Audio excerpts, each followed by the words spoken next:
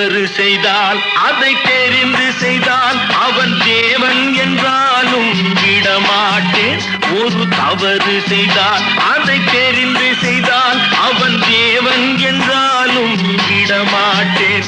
உடல் உழைக்கச் சொல்வேன், அதில் பிழைக்கச் சொல்வேன், அவர் உரிமை பொருள்களை தொடமாட்டேன். நான் ஆணையிட்டால் அது நடந்து விட்டால் இங்கு ஏழைகள் வேதனை படமாட்டார்.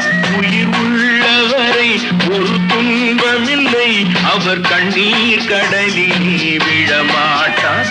அவர் கண்ணீர் கடலிலே விழமாட்டார்.